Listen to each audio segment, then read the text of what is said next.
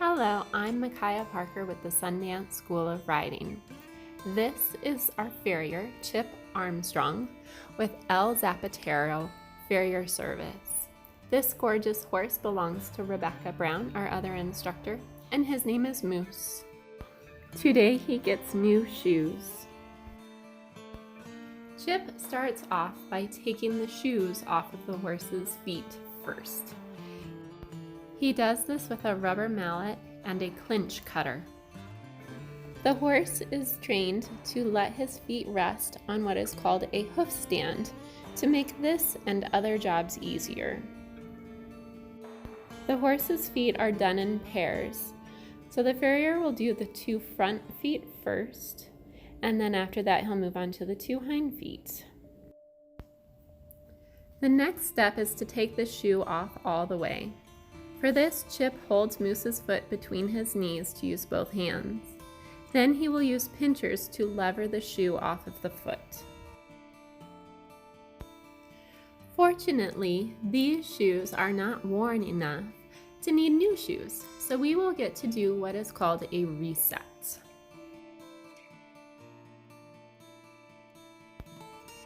Using a hoof knife, Chip will work out the inside of the hoof, making sure to not go too deep into the sole to hurt the horse. The knife must be kept very sharp to be used safely. The farrier has 2 different hoof knives. They are both essentially the same, but one is to be used with the left hand and the other to be used with the right hand. Now the hoof nippers are used to go around the outside edge of the hoof. This is either called the hoof wall or sometimes the horn. It's kind of like your fingernail. Care is always taken to take off the right amount of hoof. It's always better to take off too little than too much, because you can always take off more. Next, a rasp is used. Think of the rasp as an emery board or nail file. This has ridges on both sides with different grits. There is also file on the edge, which he will use later. Chip then checks the hoof to make sure that it's flat and level. As I said before, we will get to reset or reuse these shoes. However, he needs to make sure that they are clean, flat, and fit Moose perfectly. It always impresses me that Chip knows exactly how many hammer falls it will take to make the adjustments that he wants. Now we turn our attention back to Moose's hoof. We want to make it nice, clean, and smooth so that our nice, clean, and smooth shoe will fit perfectly. Here's a good question for everybody. Do we make the horse's hoof fit the shoe, or do we make the shoe fit the hoof? The correct answer is always to make the shoe fit the horse. Now that both shoe and hoof are prepared for each other, it's time to hold them up together to make sure that they are a perfect match. We use a method called hot shoeing. The shoe is heated in the forge and then placed briefly on the hoof to sear the path where the shoe will ultimately lie. This will create a smooth interface between the two. This does not hurt Moose, as I'm sure you can see by his reaction. If it really did hurt, he would leave and we would not be able to stop him. This is the forge where the shoes are heated. A metal brush is used to knock off any excess, and changes can be made to the shoe better when it is hot. Once Chip is happy with the fit, he will use the grinder to smooth the edges. For the horse's safety, it's important that nothing be left to catch on any surface. Now the shoe is put on the hoof. The shoe is tapped into place and fits perfectly into the sear that was done earlier. Directional nails are used through the bottom of the shoe and up through the hoof wall. When done properly, this is not uncomfortable for the horse. 2 nails are driven first so the fit can be checked once again. Let's talk about nails for a moment. The holes punched into the shoe for the nails are rectangular. This means the nail head is rectangular too. It gives a secure fit that round nails would not. The shaft of the nail is important too. A fat nail could displace too much hoof on a smaller, thinner foot, but a thinner nail could be too weak for a harder, thicker foot. The other distinguishing factor of horseshoe nails is that they bend as they go through the hoof. This is why they come out the side even though it looks like they shouldn't. They are flat on one side of the shaft, so this happens. It also makes it crucial that they are put in the correct way. After all of the nails are in, Chip uses a clinch block and a couple more hits of the hammer to secure the nails. Then the excess nail is nipped off. After this, he uses the side of the rasp underneath the nail. This is to make room for the nail to be folded over to the fullest extent and stay smooth. Then he uses alligator clinchers to fold the nail over tight and against the exterior of the hoof. Then another pass with the rasp is made over the tops of the nails to make sure everything is smooth.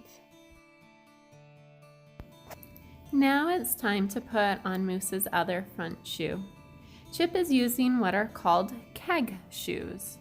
A keg shoe is a machine-made shoe that is available in various sizes. The shoe can be shaped to fit either the front or hind foot. The heels of the shoe can be closed or brought together, or opened, spread apart.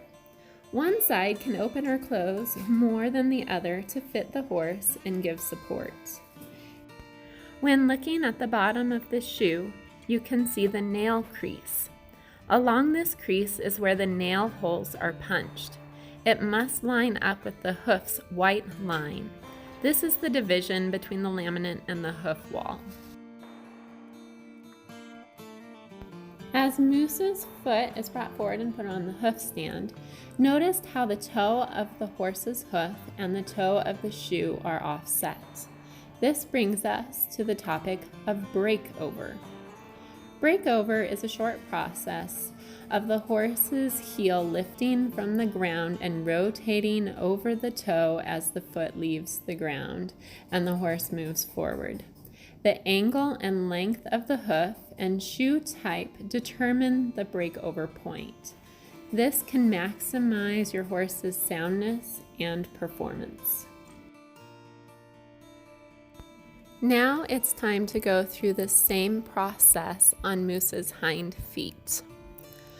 A horse's hoof constantly grows like our fingernails. Horses in the wild wear down their hooves as they travel miles to eat and drink. Our horses don't need to look for food and water because we bring it to them. For this reason, domestic horses need the farrier to trim their feet, and some of them need shoes. This is commonly done every 6 to 8 weeks. Deciding factors are the weather, whether it's hot or cold, or the moisture, the horse's workload, the footing that they travel on, such as rocky ground, grassy hills, or sandy arenas, and whether or not they need extra support because of conformation or any other reason. Whether they are shod or not, a well-balanced foot is the goal. This is a foot that will distribute the weight evenly over the whole foot. The bearing surface, the part that touches the ground, should be level. It also needs the front hoof wall to be parallel to the front of the pastern. This is the part of the leg above the hoof.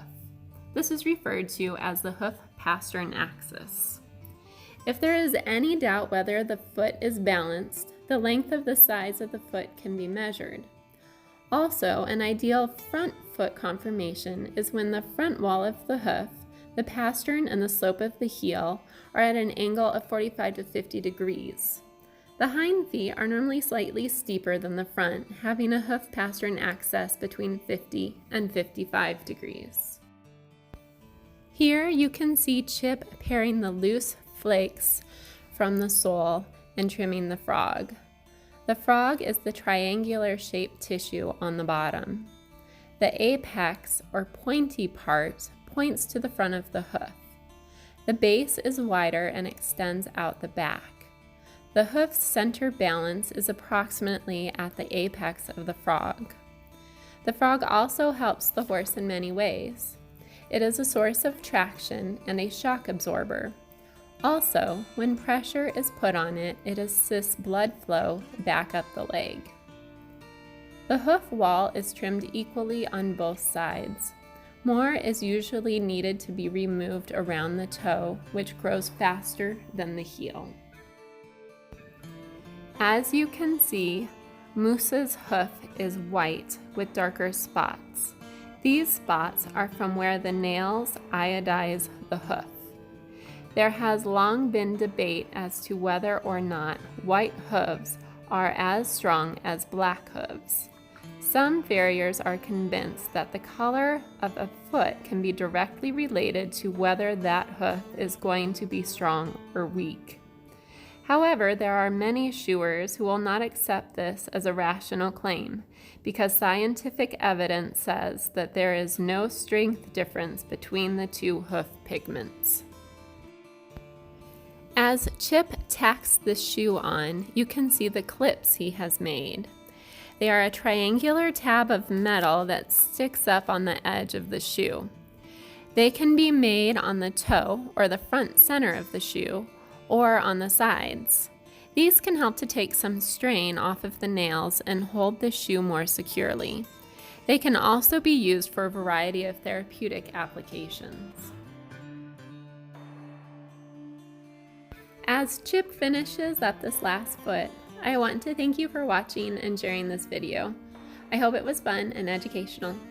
As always, love and take care of your horse. They are quite possibly the best things on earth. Thanks, Chip. Thanks, Moose.